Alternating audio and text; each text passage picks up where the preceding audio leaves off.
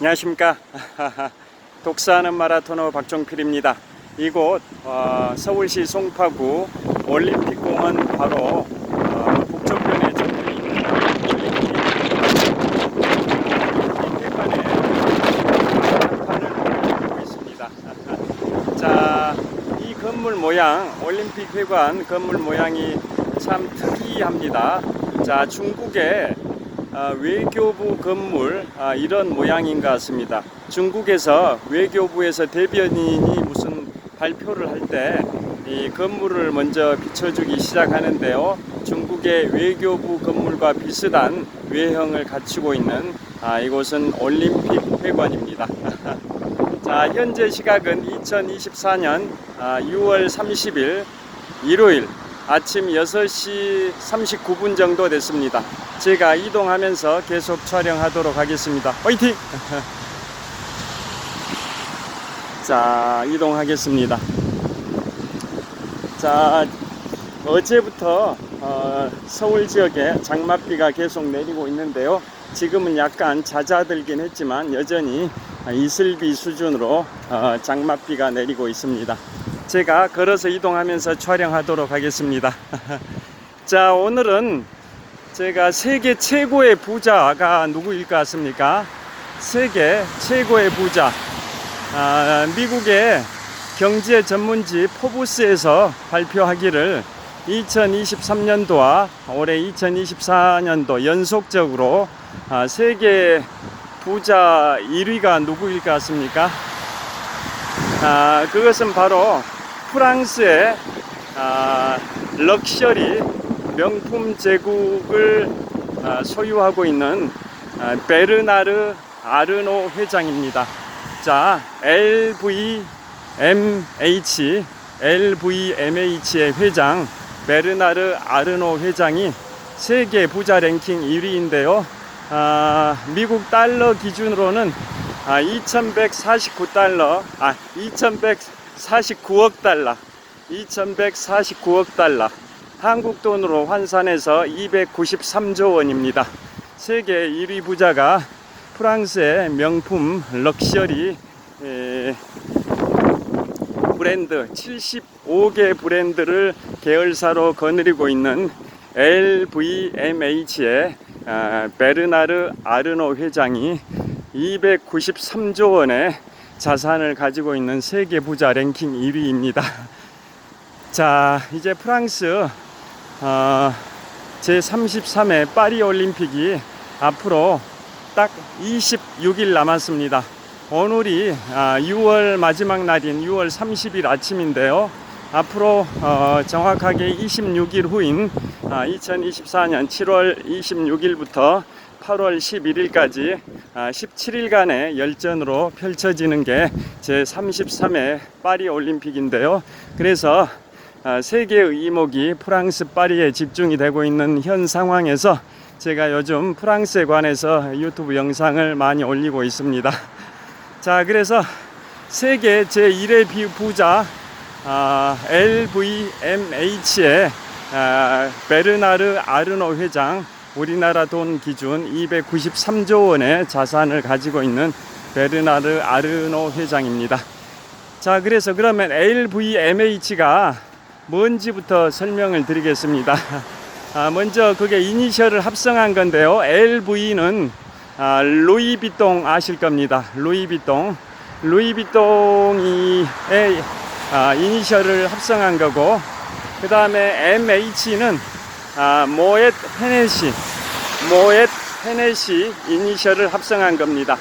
자, 그러니까 LVMH는 75개의 명품 브랜드를 거느리고 있는 럭셔리 제국인데요. LVMH는 루이비통 할 때 LV와 모엣 헤네시 할 때 MH가 합성이 된 겁니다. 그러면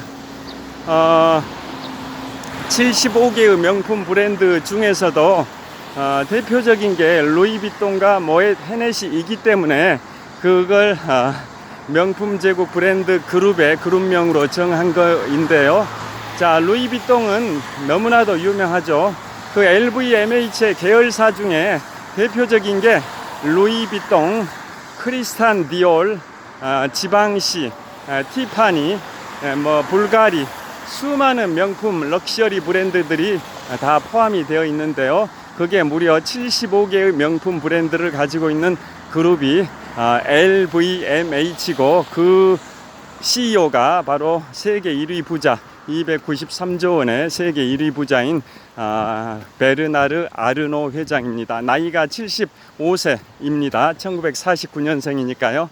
2위 부자는 테슬라의 일론 머스크고, 3위 부자가 세계 1위 전자상거래 기업 아마존의 제프 베이조스가 랭킹 3위 부자입니다.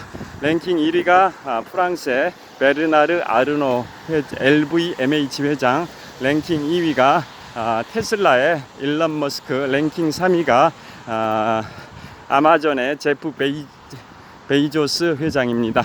여하튼 그러면 LVMH가 왜 명칭이 그런지 설명을 드렸는데요. 자,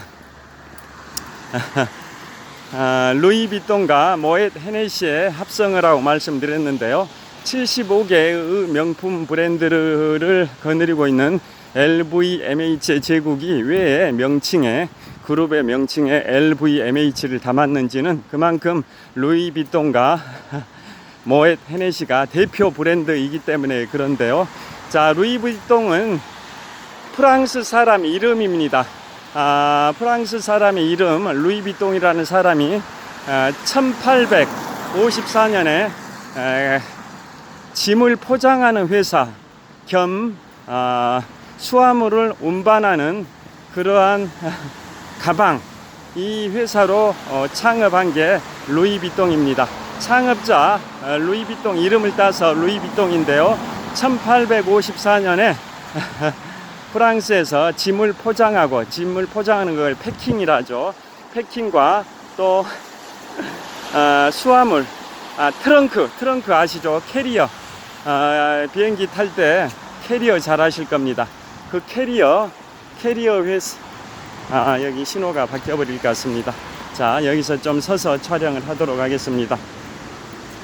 자, 그래서 짐을 포장하는 그런 패킹 업무, 그 다음에 트렁크를 만드는 회사로 루이비통이 1854년에 창업이 됐습니다. 그 다음에 이제 모ët 헤네시를 먼저 말씀드리면, 모ët 헤네시는 1832년에 와인 회사인 모ët과 상동이 합병을 해가지고 샴페인 회사 모ët 상동을 설립을 했고요. 그 다음에 헤네시는 1765년에 아일랜드의 귀족 리처드 헤네시가 꼬냑 브랜드로 설립을 한 겁니다. 그러니까 모ët 상동은 1832년에 와인 회사인 모ët과 상동이 합병을 해가지고 모ët 상동이라는 샴페인 회사로 1832년에 설립이 된 거고요. 그 다음에 헤네시는 1765년에 아일랜드의 귀족인 리처드 헤네시가 꼬냑 회사로 설립한 겁니다. 1765년에. 그런데 그 모ët 상동과 헤네시가 1971년에 합병을 합니다. 지금부터 53년 전이죠. 1971년에 샴페인 브랜드 모ët 상동과 꼬냑 브랜드 헤네시가 합병을 해서 모ët 헤네시가 탄생이 되고요. 그래서 그 모ët 헤네시가 비가 좀 많이 내리니까 좀 우산을 펼치겠습니다.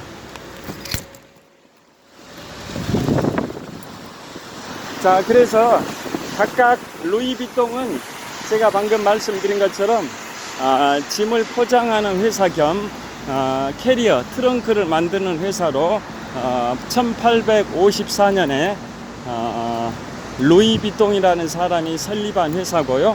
그 다음에 모ët 헤네시는 1832년에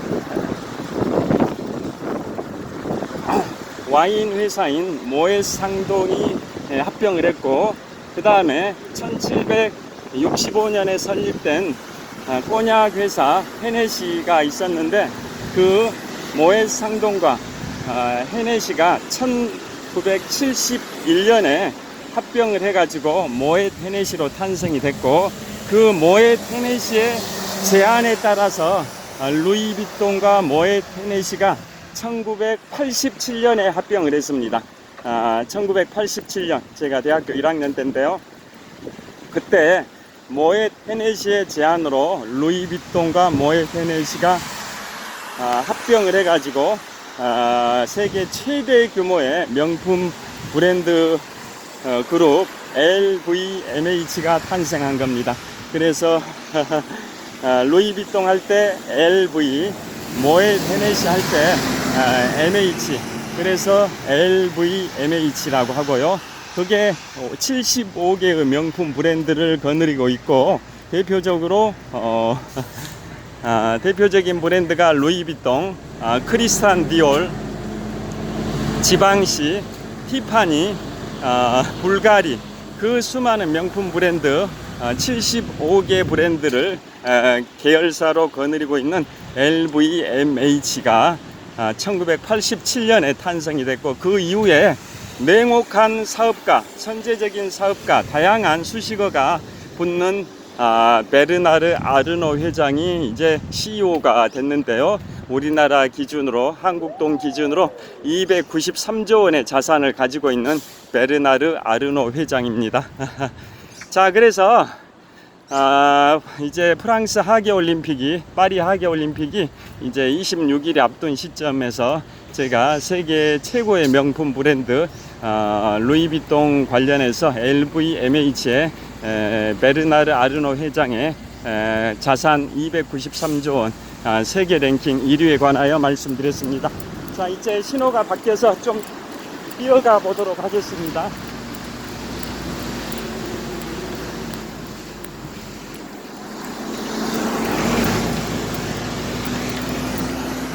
자, 그 다음에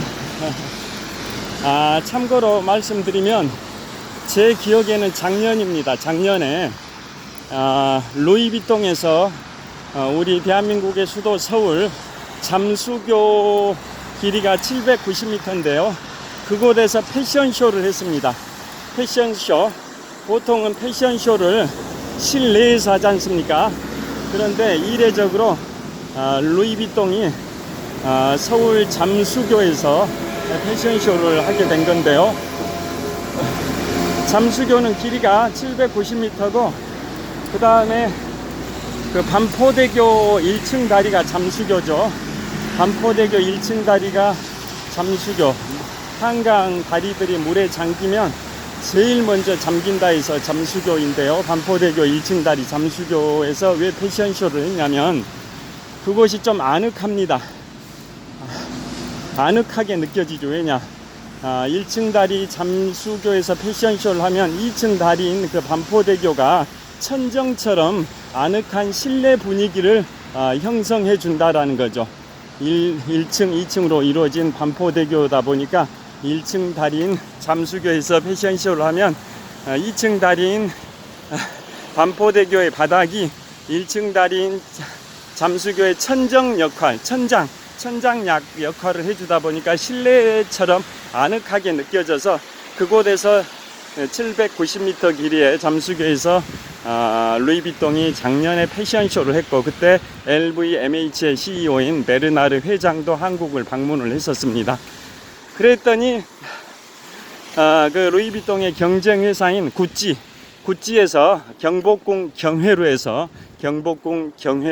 또 패션쇼를 하기도 했었습니다. 하여튼 LVMH의 그 탄생 비화를 말씀드렸는데요. 이 대목에서 제가 모ët 헤네시, LVMH의 한 축인 모ët 헤네시 관련해 가지고 재밌는 얘기를 하나 해드리겠습니다. 자, 모ët 헤네시가 바로 모ët 와인회사 모ët 상동이 1832년에 합병을 해서 샴페인 회사 모ët 상동이 창립이 됐고, 그 다음에 헤네시는 바로 1765년에 꼬냑 회사로 탄생한 기업이 헤네시라고 말씀드렸는데요. 그래서 모ët 헤네시와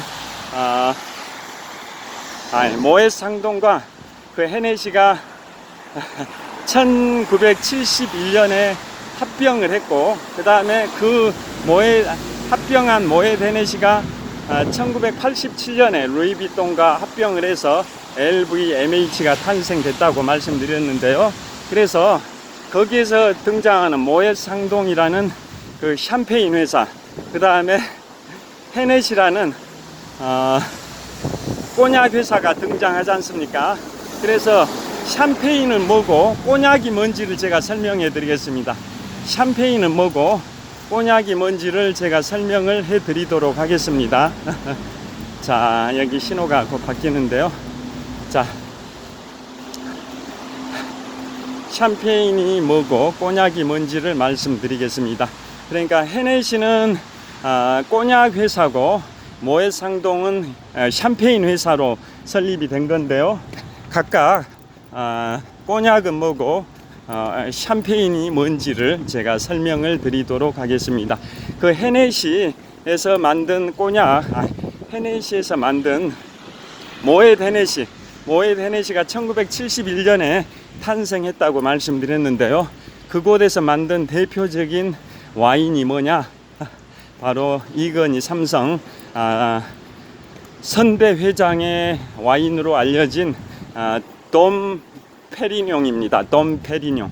이건희 삼성 선대 회장님의 삼성그룹 회장을 그렇게 칭하죠. 창업자이신 이병철 회장을 창업 회장이라고 칭하고, 그 후계자였던 이건희 전 회장님을 선대 회장이라고 칭하고, 현재의 그 이재용 회장을 삼성 회장이라고 칭하지 않습니까? 그래서 선대 회장인 이건희 회장의 와인으로 유명한 게 바로 돔 페리뇽인데요. 돔 페리뇽이 그 모ët 헤네시의 대표적인 와인입니다.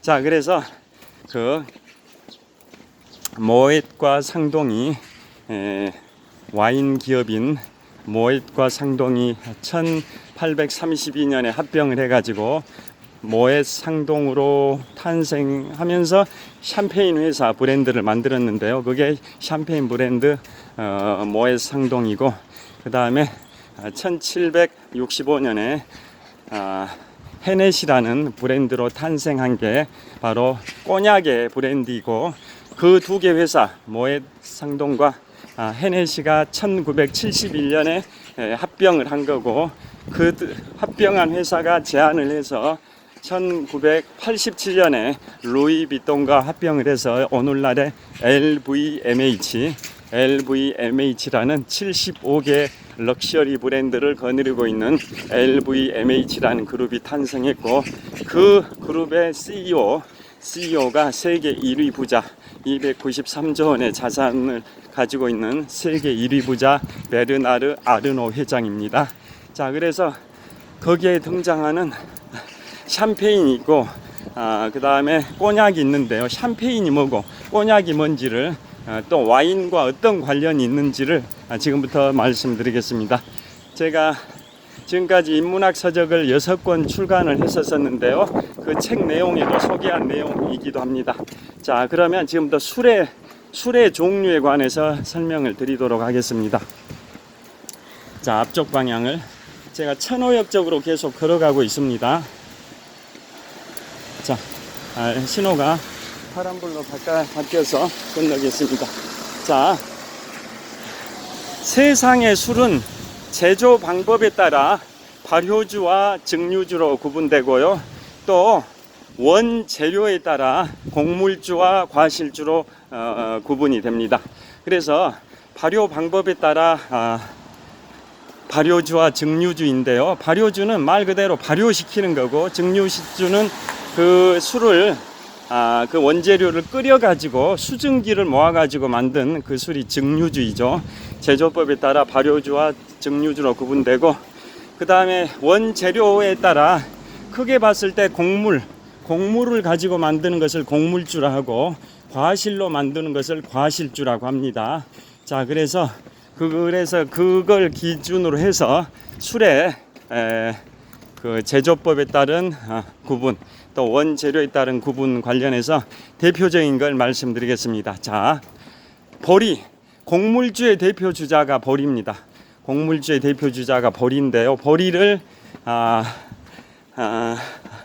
발효를 시키면 맥주가 됩니다. 보리를 발효시키면 맥주가 되고, 그 맥주를 증류시키면은 바로 위스키가 됩니다. 위스키, 우리가 흔히 양주라고 하죠. 양주.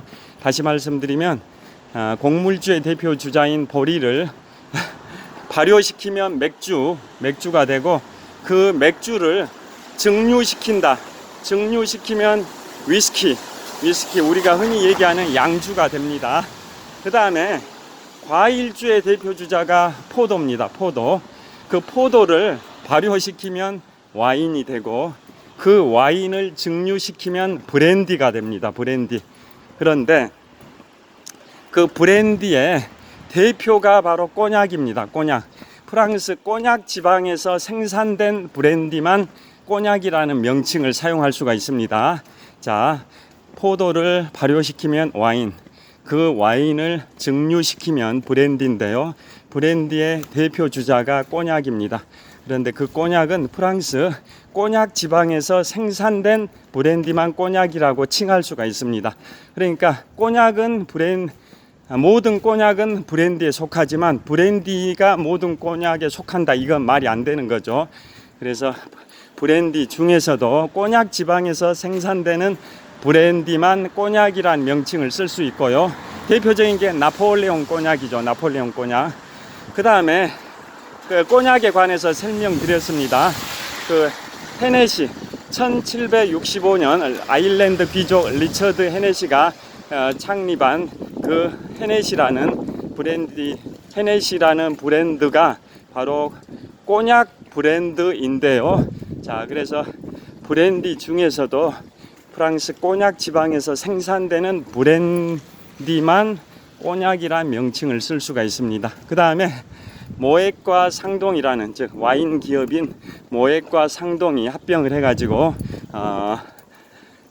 1832년에 모ët 상동이라는 샴페인 회사가 탄생됐다고 말씀드렸는데요. 그럼 샴페인은 뭘 의미하냐? 바로 와인 있죠. 와인.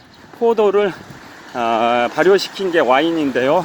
그 와인 중에서도 스파클링 와인을 바로 샴페인이라고 하는데, 와인 중에서도 스파클링, 이런 기포, 탄산이 발산이 되는 스파클링 와인을 샴페인이라 하는데요. 자, 스파클링 와인 중에서도 프랑스 샹파뉴 지방에서 생산되는 스파클링 와인만 샴페인이란 말을 쓸 수가 있습니다. 아까 말씀드릴 때 포도를 발효하면 와인을 증류하면 브랜디 중에서도 프랑스 꼬냑 지방에서 생산된 브랜디만 꼬냑이라는 명칭을 쓸 수 있듯이, 와인 중에서도 탄산이 발생되는 와인을 스파클링 와인이라 하는데요. 그 스파클링 와인 중에서도 프랑스 샹파뉴 지방에서 생산되는 스파클링 와인만 샴페인이라는 명칭을 쓸 수가 있습니다. 그래서 결론은 1832년에 와인 회사인 모ët과 상동이 합병해서 샴페인 회사인 모ët 상동이 출범을 했고요. 그 다음에 1765년에 리처드 헤네시라는 아일랜드 귀족이 꼬냑 회사인 헤네시를 설립했는데, 그 모ët과 상동이 1972년에 합병해서 세계 최고의 주류 기업이 됐고, 그 주류 기업이 제안을 해서 루이비통과 1987년에 합병했습니다. 그래서 지금은 루이비통이 세계 최고의 명품 브랜드, 75개의 럭셔리 브랜드를 거느리고 있는 LVMH가 된 겁니다. 자, 이제 천호역에 도착을 했습니다. 천호역이 아니라 롯데시네마 강동점입니다. 자, 롯데시네마 강동점에 도착했습니다. 자, 보여드리겠습니다. 자, 롯데시네마 강동점. 자, 롯데시네마 강동점에 도착을 했습니다. 롯데시네마 강동점에 도착을 했습니다. 자, 그래서 오늘은 세계적인 명품 럭셔리 브랜드 그룹 LVMH에 관하여 말씀드렸고요. 그 LVMH의 회장인 베르나르 아르노 회장의 순자산 293조 원의 순자산으로 세계 부자 랭킹 1위라는 사실 등에 관하여 말씀드렸습니다. 자, 현재 시각이 7시 3분입니다. 현재 시각이 2024년 6월 30일 일요일 아침 7시 3분입니다. 오늘도 유쾌, 상쾌, 통쾌한 휴일 보내시고요. 즐겁고 행복하고 건강하고 보람차고 뜻깊은 휴일 보내시길 빌겠습니다. 시청해 주셔서 감사합니다. 화이팅! 자, 천호역 방향을 촬영하고 있습니다. 좋은 하루 되십시오. 감사합니다.